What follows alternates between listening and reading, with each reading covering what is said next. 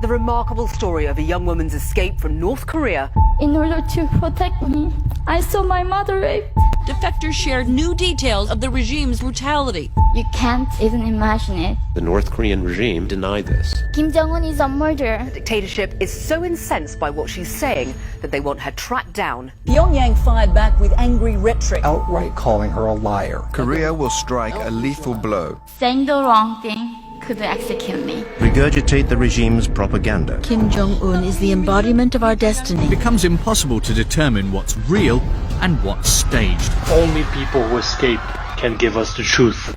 I escaped when I was 13 years old. The fact that she survived, it's nothing short of a miracle. 1 to 2 million people died, with dead bodies filling the streets. One of the worst human rights crises of our time. It only took 3 generations. Violating every conceivable human right. Deliberate use of starvation as a means of control. I didn't know what freedom was. I escaped for a bowl of rice. How did you escape when you were just 13 years old? Growing up in North Korea, my father was sent to labor camp for engaging in illegal trading. He was selling clocks, sugar, rice, and later copper to feed us. The government just arrest them, torture them, and send them to prison. And he went to labor camp for 10 years. We are starving, but I could see the lights from China at night.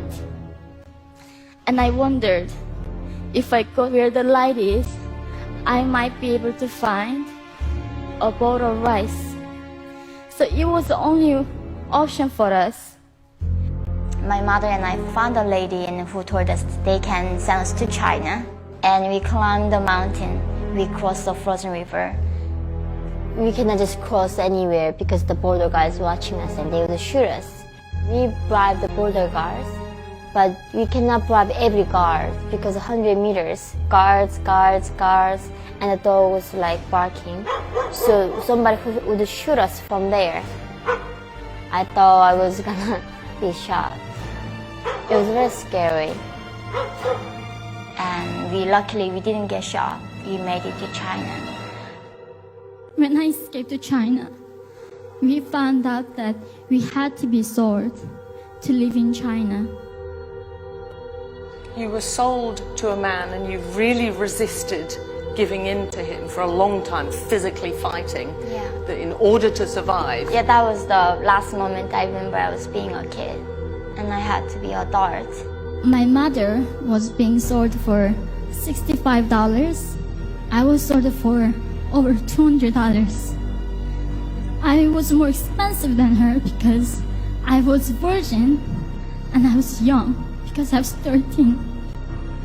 And the man who bought me, he was a broker, but he told me if I become his mistress, he would buy my mom, buy my father. And I thought if I sacrifice myself, I can see my family again. And that's how I became mistress. My father was around 45 years old. He'd been tortured so much in prison camp in North Korea. In China, we could not go to hospital to treat him. So he had to just die. Now thinking that I never realized how young he was. Until he was dying, he told me that you have to one thing promise me, that you are never going to kill yourself. Because he told me life is a gift, that I should never give up. My father died, and I had to bury his ashes in the middle of my mountain, and I was 14 years old at that time. In 2009, my mother and I were rescued by Christian missionaries who led us to Mongolian border with China. And then we walked and crossed the Gobi Desert. The moment I stood on the desert, sand just straight. It's endless, and I felt only the stars were with me. It was 2009 and it was end of February or beginning of March, so it was freezing cold. So we were crossing the wire fences, and we were crawling and walking and running, and we followed the compass. And then later we could not use compass, so we followed the stars north. And I was so thankful because I met somebody in the desert. Like, thank you. I was speaking Chinese. Say. And then we flew to South Korea. The very first day when I got out from the resettlement center, the happiest thing was having food. And I remember how my father tortured. And my father died without knowing even this kind of democracy exists in the world. He didn't even know this much food was available in the world. Now, I live in the United States as a free person. Thank you. I am at Columbia University right now. I'm only 24 years old. I am married to an American. I have a 6-month-old son. Along my journey, I have seen the horrors that humans can inflict on another.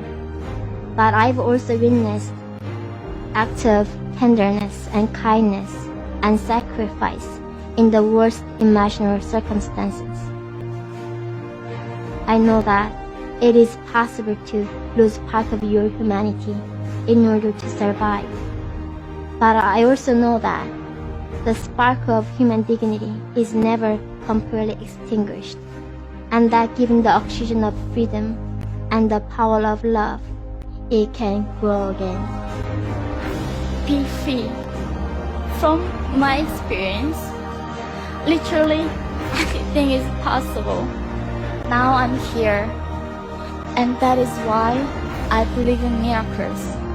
Nothing is forever in this world. And I say, we have every reason to be hopeful.